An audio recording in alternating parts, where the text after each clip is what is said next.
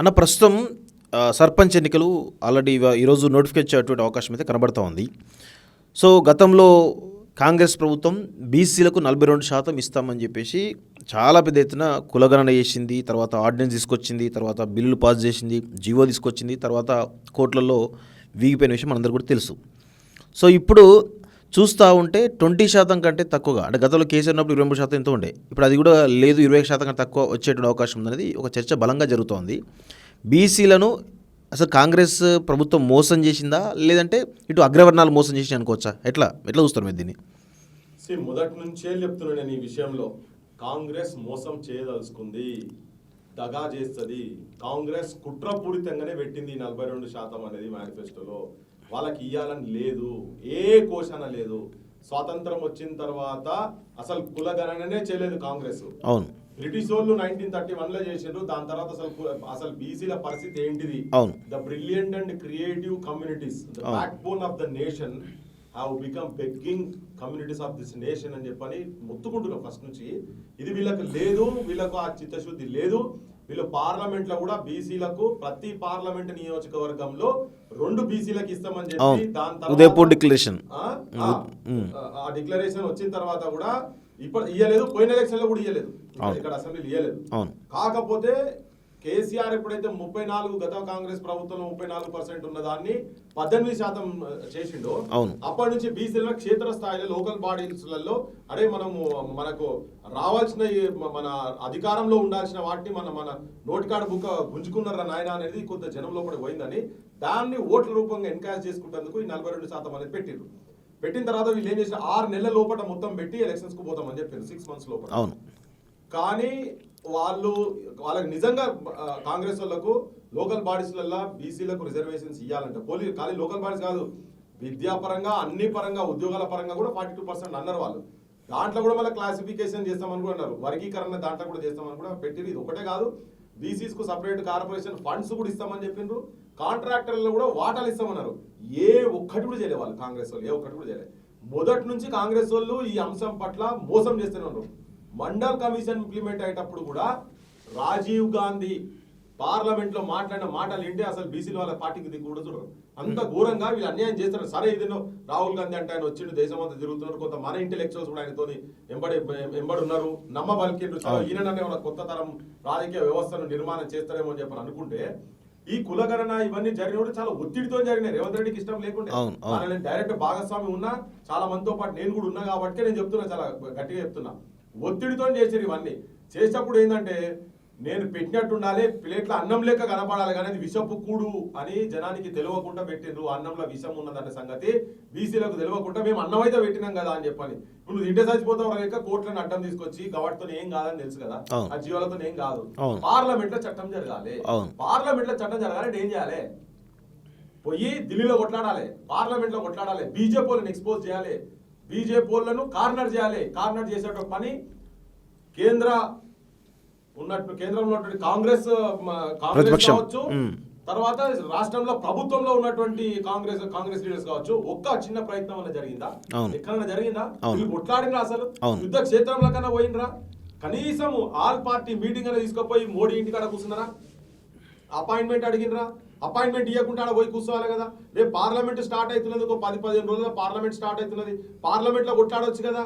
ఇన్ని ఇండియా కూటమి మొత్తం అంతా కలిపిపోయి 240 మందితో ఉన్నారు కదా, వాళ్ళంతా పోయి ఆడ కొట్లాడవచ్చు కదా. రాహుల్ గాంధీ ఢిల్లీలో నిరాహార దీక్ష చేసి కూర్చోవచ్చు కదా. మొత్తం బీసీలకు అన్యాయం అవుతున్నది, అంగి చెప్పుకొని తిరుగుతానే దేశం మొత్తం. ఈడలేరు ఆడలేరు, మొత్తం అడక తింటారు లెక్కలు మాట్లాడినది మొత్తం. ఆయన మొత్తం ఆటో నడిపే చేపలు పట్టిన దగ్గర చెర్ల దిగి నువ్వు అన్ని ఫోటోలకు పోజులు ఇచ్చి ఇది ఇట్లా డ్రామా కంపెనీ జోకర్గా లెక్క చేసుడు కాదు. పోగానే ఆడ ఏది కనబడితే, ఏ వృత్తి కనబడంగా ఆడ కూర్చొని గడపార పెట్టి కొట్టుడు, చేపలు పట్టు వాళ్ళ లేచుడు, చెప్పులు కుట్టుడు దగ్గర పోయి కూర్చొని లిట్ క్యాప్ల దగ్గర పోయి చెప్పులు కొట్టుడు, ఇవి కాదు చేయాల్సింది. వాళ్ళకు నిజమైన హక్కులు రావాలంటే నువ్వు పార్లమెంట్ చట్టం కావాలంటే కొట్లాడాలి. ప్రభుత్వం లేదు కదా.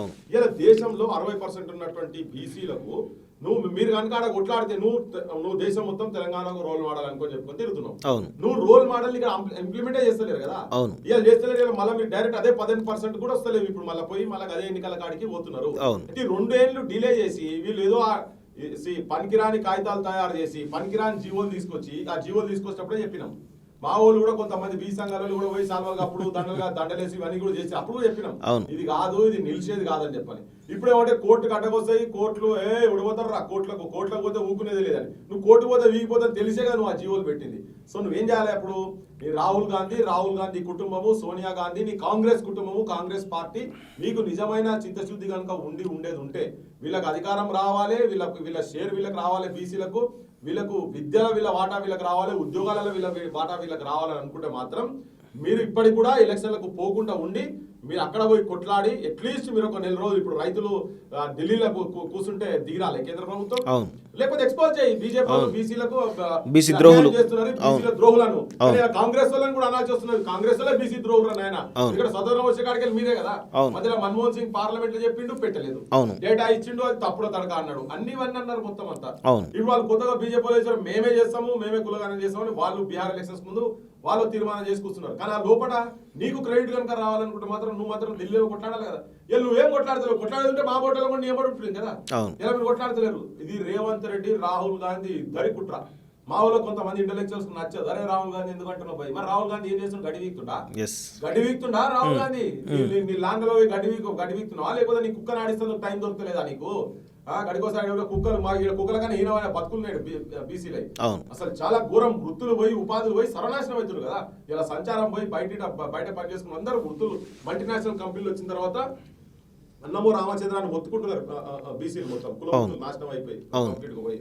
సో నువ్వు ఏం చేయాలి రాహుల్ గాంధీ అంటేనే నీ కుక్కలు గిక్కలు ఇవన్నీ బంద్ చేసి నువ్వు పోయి ఈ ధర్నాలో గిర్నాలో ఏమైనా పెట్టి జంతర్ మంతర్ దగ్గర అగోగా మొన్న మదకృష్ణ పెట్టిడు గవాయ్ అంటే గవాయ్ దాని మీద ఒక 5-6 వేల మంది వచ్చిర్రు ఇష్యూ తీసుకొని పోయి. మొత్తం దేశంలో ఏలినటువంటి పార్టీ కదా, దాదాపు 50 సంవత్సరాలు మీరు అధికారం ఉన్నటువంటి పార్టీ కదా ఇది. నువ్వు తీసుకొని పోయి ఇష్యూ మీద మీకు ప్రేమ ఉండేది ఉంటే పెట్టు, రేపు పొద్దుగాల ఖాళీ చేయాలి కదా. ఈ మంత్రులు ఈ ముఖ్యమంత్రికి ఏం పనిడా పోయి ఆడ కూర్చుంటే కదా, ఢిల్లీ పోయి కూర్చుంటే కదా. సో పక్కా 200% ఇది బీసీలకు మోసం చేసిండ్రు, దగా చేసిండ్రు, కుట్ర చేసిండ్రు. ఈ కాంగ్రెస్ పార్టీ రేవంత్ రెడ్డి కావచ్చు, రాహుల్ గాంధీని ఈ బీసీ అంశాల పట్ల మాత్రం నమ్మేటువంటి పరిస్థితి లేదు. ఇప్పటికి అవకాశం ఉన్నది వాళ్ళకు. పోయి మీరు పార్లమెంట్ జరుగుతుంది కదా, పార్లమెంట్ లో ఈ అంశం మీద కొట్లాడాలి. దేశంలో 40% ఉన్నటువంటి జనాభాకు ఉన్నటువంటి సమస్య కన్నా పెద్ద సమస్య ఏం లేదు కదా వాళ్ళకు. ఇంకోటి ఛాంపియన్లు అని చెప్పుకొని తిరుగుతున్నారు వీళ్ళే. బీసీ ఛాంపియన్లు ఎవరిది లేదంట, మేమే మొత్తం తొవ్వి తిరిగి బయటికి తీసినాము, మీకు ఆర్డర్ లేరు, మీకు పార్లమెంట్ లో మీకు మీ రిప్రజెంటేషన్ లేదు, ప్రైమ్ మినిస్టర్ ఆఫీస్ లో మీ వాళ్ళు పనిచేస్తలేరు, ప్రెసిడెంట్ ఆఫీస్ లో మీ వాళ్ళు పనిచేస్తలేరు, హోం మంత్రిత్వ శాఖలో మీ వాళ్ళు లేరు, ఎక్కడున్నారో చెప్పుర్రి, ఈ దేశంలో లోన్ లేవనికి పోయినాయి, ఇవన్నీ రోజు పొద్దుగాలేసా మొత్తుకొని తిరుగుతుండ్రు రాహుల్ గాంధీ. కానీ నువ్వు ఏం చేస్తున్నావు? నువ్వు చేయాల్సిన యుద్ధం జరిగే టైంలో నువ్వు ఏం చేస్తున్నావు? యుద్ధం జరిగే టైంలో శత్రువుతో కలిసినారు, మీరు అందరు కలిసే ఉన్నారు. మనం ఊకే అగ్రకులాలు అనాల్సింది కూడా లేదు. నేను పార్టీల వైఖరి అట్లున్నది పక్క. దాంట్లో ఉన్నటువంటి వాళ్ళు కూడా కొంతమందికి సరే భయ వీళ్ళకి న్యాయం జరుగుతుంది మంచిదే కదా, ఇన్ని రోజుల నుంచి మనం ఎట్లా ఈ పాలనలో ఉన్నాము, మనమే చేస్తున్నాం, కొద్ది రోజులు వాళ్ళు చేస్తే వాళ్ళు కూడా ఉన్నారు. కానీ ఈ బీసీ సమాజంలో ఉన్నటువంటి వాళ్ళకు కూడా చైతన్యం రావాలి కదా. ఈ పార్టీలో ఇప్పుడు క్లియర్ కట్ ముఖ్యమంత్రి అనుకుంటే ఎలక్షన్లు అయితే అయిపోయినా ఇప్పుడు మనకు లాస్ట్ కు బూచి ఏం చూపిస్తున్నారు, ఢిల్లీకి రావాల్సిన 3,000 కోట్లు 4,000 కోట్లు మనకు సీ గుడ్లు అయ్యేటట్టున్నాయి, మరి పనికి రాకుండా పోతున్నాయి, వేస్ట్ అవుతున్నాయి. ఇన్ని రోజులు ఏం చేసినావా రేవంత్ రెడ్డి? నీ కుట్రకు అక్కడనే ఉన్నది. నువ్వు లాకర్ దాకా తీసుకొచ్చి మళ్ళీ మొదలు పెట్టి జనం కూడా ఏదో తలగబడి ఏదో ఒక ఎలక్షన్ అయిపోతుంది. ఎందుకంటే ఊర్లలో మోరీ సాఫ్ చేసేటోడు లేడు, కరెంటు పోతే బల్బులు పెట్టేటోడు లేడు, బోర్ బంద్ అయితే రిపేర్ చేసేటోడు లేడు, రోడ్లు ఆగమైతే రోడ్లు వేసేటోడు లేడు. అన్యాయం అయిపోయి ఉన్నది గ్రామాలని చెప్పని ఊర్లలో ఒక వాతావరణం తీసుకొచ్చి ఎవడోడు కానీ తీరాదనే కాడికి తీసుకొచ్చి పెట్టి ఇప్పుడు మళ్ళీ 2 రోజులు పోస్ట్ పోన్ అవుతుంది. ఇప్పుడు చేయడు. ఇప్పటిదాకా నువ్వు ఏ కాంట్రాక్టర్లు ఇవ్వలేదు, నేను అడ్మిషన్లలో ఇవ్వలేదు, దేంట్లో కూడా రాలేదు. నువ్వు పెట్టినావు డేటా ఇదంతా పెట్టినావు, నువ్వు షెడ్యూల్ 9 కింద రావాలని చెప్పి పోయి కొట్లాడాల్సింది, అదంతా పక్కకు కొట్టేశారు. పక్కా వీళ్ళు రేవంత్ రెడ్డి పెద్ద కుట్రదారు, దీంట్లో పెద్ద కుట్రదారు. ఆయనకు అస్సలు ఇష్టం లేకుండే, ఇది కులగారైనా చేయాలని కూడా ఇష్టం లేకుండే. రేవంత్ రెడ్డి 2 నాలుగలు కాదు 10 నాలుగల మనిషి ఆయన మనతో నోటు మాట్లాడతాడు, మనతో నోటు మాట్లాడతాడు, ఇంటర్నల్ ఆయన కూడా ఉంటుంది, ప్రెస్ వాళ్ళతో నోటు చెప్తాడు, ఆ సోపతోలతో నోటు చెప్తాడు, ఇవన్నీ అవే. ఎందుకంటే చూసినా ప్రాక్టికల్ గా ఈ కులగాలను జరిగేటప్పుడు కంచయ్య గారు మొత్తం రాహుల్ గాంధీతో బాగా ఒత్తిడి చేసి నువ్వు చేయకపోతే దేశంలో కూడా తిరగలేవు అని చెప్తే అటువంటి దాన్ని ఇన్వాల్వ్ అయిన తర్వాత ఇది జరిగినాక కూడా నేను ఎట్లా మెలకలతోటి ఎట్లా కింది మీద చేయాలి, అట్లా కింది మీద చేసిండు, మేనేజ్ చేసి కింది మీద చేసిండు. అవును. అందుకే ఏదో ఇప్పుడు ఆయన చెప్పంగానే నేను బాగా నేను చాలా బీసీలు అంటే నాకు నా గుండెకాయ అతి ఇట్లా అని చెప్పని చెప్పుకొని తిరిగితే నమ్మేటోడు ఎవడు తెలంగాణ ప్రజలు ఎవరు లేరు, నమ్మకూరి దయచేసి తన్ని. నీకు కొంతమంది చెప్తున్నారు మా ఏ కులం మీటింగ్ పోతే ఆ కులం పైన వీళ్ళు మా ఆయన చెప్పుకుంటూ తిరుగుతున్నారు, కానీ అంత సీన్ లేదు. ఆయన పక్కా బీసీల పట్ల 42% రిజర్వేషన్ కు సంబంధించిన అంశంలో కాంగ్రెస్ పార్టీ బీజేపీలతో కూడా కుమ్మక్కయ్యి ఇక్కడ ఉన్న ప్రజల గతంలో టీఆర్ఎస్ వాళ్ళు మోసం చేసిండ్రు, ఇప్పుడు ఈ రెండు పార్టీలు కలిసి మోసం చేస్తున్నాయి. దాంట్లో ప్రధానంగా ఇప్పుడు కొట్లాడకుండా యుద్ధ క్షేత్రంలో పక్కకు జరుగుతున్నటువంటి కాంగ్రెస్ అయితే ప్రధానమైన శత్రువు అని చెప్పి నేను చెప్పవచ్చు. అంటే ప్రధానంగా ఓన్లీ కాంగ్రెసే బీసీలకు ప్రధాన శత్రువా, లేకపోతే బీఆర్ఎస్ బీజేపీ పరిస్థితి ఏంటి అసలు? అన్ని మూడు రాజకీయ పార్టీలు ఒకటే, అన్ని ఒక తాను బట్టలే. బీసీలకు సంబంధించిన అంశం కాడికి వస్తే బీజేపీ ఇప్పుడు బీజేపీ వాళ్ళకు బీసీల ప్రేమ ఉన్నది అనుకో, మరి బీజేపీ వాళ్ళు అన్న పెట్టాలి కదా మన పార్లమెంట్ లో. పెడితే ఎస్ మేమే పెట్టినా, నువ్వే క్లెయిమ్ చేసుకో కూడా అంటున్నాడు, నువ్వే క్లెయిమ్ చేసుకో. జనానికే తెలుస్తుంది కదా నువ్వేం ఉద్యమాలు చేయకున్నా కానీ బీజేపీ వాళ్ళు అయితే పెట్టిరని చెప్పని. బీజేపీ వాళ్ళకు లేదు, బీఆర్ఎస్ వాళ్ళు అయితే ఆల్రెడీ మోసం చేసిన వాళ్ళు కదా, వాళ్ళు ఉన్నదాన్ని తక్కువ చేసి పెట్టిన వాళ్ళు కదా వాళ్ళైతే. కాంగ్రెస్ వాళ్ళు చేస్తా అని చెప్పి వాగ్దానాలు చేసి ఎలక్షన్లలో తిరిగి రాహుల్ గాంధీ చెప్పి, సోనియా గాంధీ చెప్పి, ప్రియాంక గాంధీ చెప్పి, ఖార్గే చెప్పి, ఊరూరులో పోయి మేము ఇస్తాము బీసీలకు 42% మేము ఇస్తాము, 3000 సర్పంచ్లు పెంచుతాము, 1000 కొద్ది కార్పొరేటర్లు మన వార్డు మెంబర్లు పెరుగుతారు, జెడ్పీటీసీలు ఎంపీటీసీలు ఇవన్నీ చెప్పుకుంటూ తిరిగింది కదా. అందుకనే వీళ్ళు యుద్ధం చేస్తలేరు కాబట్టి అంటున్నా నేను. ఎక్కువ ప్రధాన నెంబర్ 1, నెంబర్ 2, నెంబర్ 3లో చెప్పుడు మాత్రం అన్ని రాజకీయ పార్టీలకు ఎవరికి ఇంట్రెస్ట్ లేదు ఇట్లా. ఎందుకంటే వాళ్ళకి ఎవరికి కూడా బీసీలు వాళ్ళ కాళ్ళ మీద నిలబడేటట్టుగా ఉండాలని ఎవరికి లేదు. వాళ్ళు అంటే ప్రధాన పార్టీలు ఇంత పెద్ద మోసం చేస్తూ ఉంటే ఎందుకు బీసీ సమాజం నుంచి కావచ్చు, బీసీ సంఘాల నుంచి కావచ్చు, ఎందుకు ప్రతిఘటన రాలేకపోతుంది అంత పెద్ద ఎత్తున? ఆ చైతన్యం ఇంకా కొంచెం రావాలి బీసీలలో, ఉన్నది మాట్లాడుకోవాలంటే మాత్రం రావాలి. అసలు వీళ్ళు ఎలక్షన్లు పెడుతున్నట్టనే రోడ్ల మీదకి పొద్దుమని బయటికి రావాలి. ప్రతి ఒక్కరు తాళ్ళెక్కేటోళ్ళు ముతాదు పట్టుకోవాలి, గొర్రెలు పట్టుకోవాలి, ఆ షాపులలో వలలు పట్టుకోవాలి. తెలంగాణ ఉద్యమంలో ఎట్లా తిరిగిందో అట్లా రావాల్సిన అవసరం ఉంది. అయితే ఒక వాతావరణం ఏం చేసిరంటే కొంతమంది ఈ బీసీ మన నాయకులు కూడా ఏం చేసిరంటే వీళ్ళందరూ ఈ జీవో అనగానే పోయి ముఖ్యమంత్రికి దండలేసి తప్పే వరకు వాతావరణం అయిపోయింది కదా అన్నట్టు లెక్కలు ఉన్నారు. ఇది పోతుంది చెప్తూనే ఉన్నాం, ఇది పోతుంది, ఇది కాదు, ఇది నిలవదని చెప్తూనే ఉన్నాం. ఇవాళ ఆలోచన వచ్చేసరికి ఈ లోపల వాళ్ళు దీని వెనుక కుట్ర గ్రహించి పల్లెల నుంచి ఒక తిరుగుబాటు వచ్చేటట్టుగా తీసుకురావాలి. కాంగ్రెస్ వాళ్ళను అట్లీస్ట్ ప్రతి ఊర్లో నిలబడి కొట్లాడేటట్టుగా రావాలి కదా.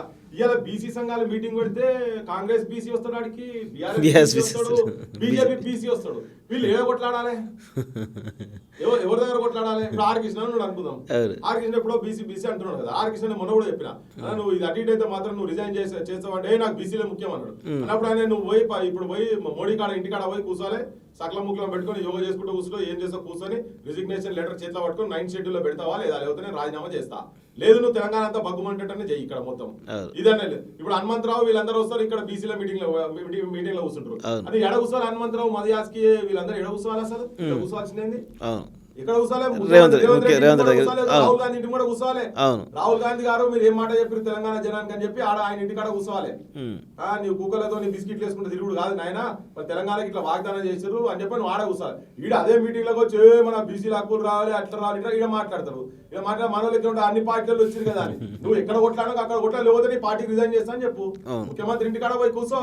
హనుమంతరావు గారు ముఖ్యమంత్రి ఇంటికాడ మొత్తం సాప్ వేసుకొని కూర్చోవాలి. ఇప్పుడు బీసీ లీడర్లు అందరూ ఎవరో అంటుర్రో మీ ఎంబడి మేము ఉంటాం, మమ్మల్ని రమ్మంటే బరాబర్ మేము వచ్చి ఉంటాం. కానీ నీ పార్టీ ఉన్నది కదా, మరి నువ్వు ఆ పార్టీ వచ్చి ఈ మీటింగ్ లో నువ్వు మాట్లాడేది ఎక్కడిది?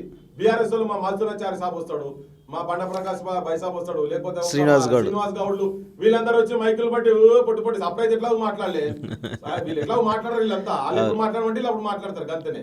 ఇలా బీసీ ఉన్నది కాబట్టి వాళ్ళు ఇక్కడికి వచ్చి మాట్లాడు. బీసీ సంఘాలను నీకేం పని ఆయన నాకు అర్థమవుతుంది. మీ పార్టీ దగ్గర కొట్లాడి మీ పార్టీ ప్రోగ్రామ్ డిక్లేర్ చేయమని చెప్పు, కేసీఆర్ డిక్లేర్ చేయమని చెప్పు. డిక్లేర్ చేసి నిరాహార దీక్ష కూర్చుంటా, బీసీలో బిడ్డను ఎట్లయో నేను తప్పు చేసినా నీ బిడ్డ కూడా చెప్తుంది చాలా తప్పులామే, చలో నేను నాకు ఇప్పుడు సోయికి వచ్చిన నేను నిరాహార దీక్ష చేస్తాను చెప్పి బయటికి రమ్మని. ఇప్పుడు ఎన్ని రోజులు ఉంటాడో ఎన్ని రోజులు పోతారో తెలియదు పెద్ద మనిషి. అట్లీస్ట్ బీసీల గురించి అన్న కూర్చుంటేనన్నా అట్లా పోయినా కానీ సార్థకత ఉంటది కదా, అట్లనే ఉండాలి. All Congress leaders, all Congress BC leaders including PCC president ముఖ్యమంత్రి రేవంత్ రెడ్డి ఇంటి ముంగడ పోయి ధర్నా చేయాలి.